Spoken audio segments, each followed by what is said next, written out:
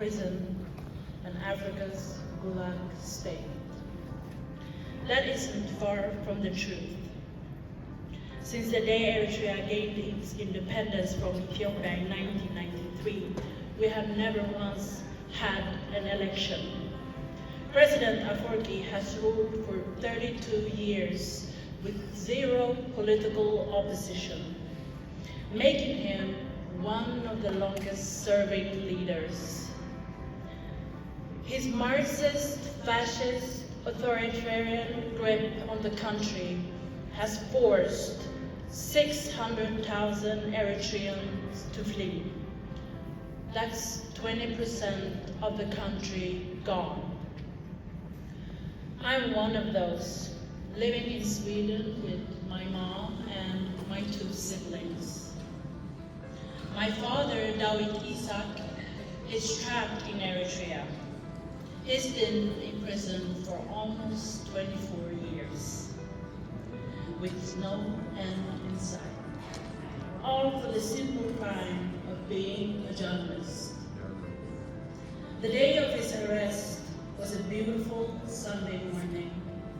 I was a little girl, just 7 years old, living an ordinary middle-class life in the suburbs of Asmara, a happy and carefree life. Until 2 civilian men came to our house, I recognized them from the day before. They were following us. I remember they knocked on the door and I opened it, hoping it would be one of my friends. They asked for an Isaac, and as normal Eritrean custom, my mother welcomed them in.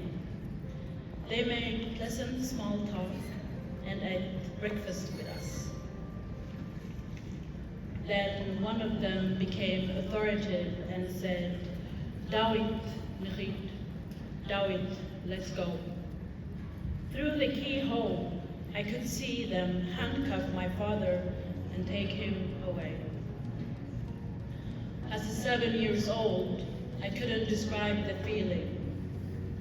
But today at 31, I realized that that was the first time I experienced anxiety and distress. I didn't understand my father's journalistic work at such a young age, but now I do. My father was born in the 1960s, at the height of Eritrea's struggle to be free. The Italians used to occupy us and then passed off to the British at the end of World War II, and then merged with the Ethiopian kingdom in 1952.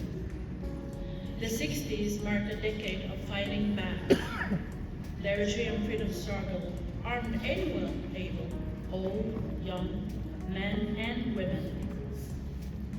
In the 80s, when the war had escalated, my grandparents sent my father to Sweden, and in Sweden he saw how it could be. Free and fair elections, human rights, freedom of expression, that it could all coexist. When Eritrea became free and independent in 1993, my father, like many Eritreans, went home, got married, and started a family. My father was already a recognized playwright and a poet. But when a few of his colleagues started Setit, the first independent newspaper in Eritrea, they said, "Dawit, you're a great storyteller. We need you." Soon, the newspaper became the biggest one, covering stories about everyday Eritreans and influencing them to think freely and demand a better life. They interviewed people living with HIV/AIDS and wrote about how stigma fueled its spread. They wrote about mothers without husbands, people living in poverty, and the hunger crisis in the lowlands, affecting mostly a Muslim population. And since the government could seize any land, Setit met and wrote about those who had been affected. But this writing about the everyday life of Eritreans was a dangerous business. Those in power interrogated, kidnapped, and imprisoned journalists, some for days and others for weeks. But the city stayed true to their readers and the ethics of journalism. Then it all escalated in 2001. While most people associate that time with the terror attacks in New York and the Twin Towers collapsing, for me and most Eritreans, it was the death of the free Eritrean nation, the death of freedom of expression, and the imprisonment of our loved ones.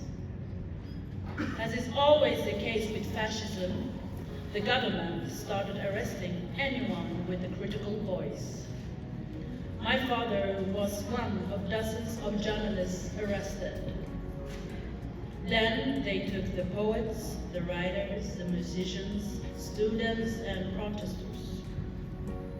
It's been 23 years, and since then a lifetime has gone by. I've graduated, I've traveled, and I've even become a mother. To this day, my father and his colleagues has not been accused or prosecuted for any crimes. He's never faced charges, we haven't had any contact with him, and he's not allowed to write or receive letters or visits from diplomats. Today, my father and his colleagues are the longest held journalists in the world. It's urgent, and the situation is only getting worse.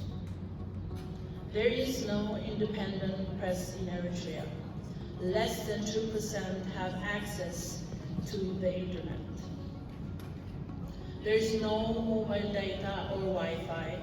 Dial-up is the only option, and the government tightly monitors it too. There is no Facebook, YouTube, WhatsApp, or any other social media. No foreign news, and Eritreans aged 15 to 50 are considered property of the state and are not allowed to leave. Everyone is forced into indefinite mandatory military service, meaning you're done when the government says that you're done. It could be 10 years or 30. Even if you want to escape, it's nearly impossible to get an exit visa. And if border guards see you trying to cross their orders are shoot to kill. I was lucky to leave the country when I was 8. But I wish I could tell a different story.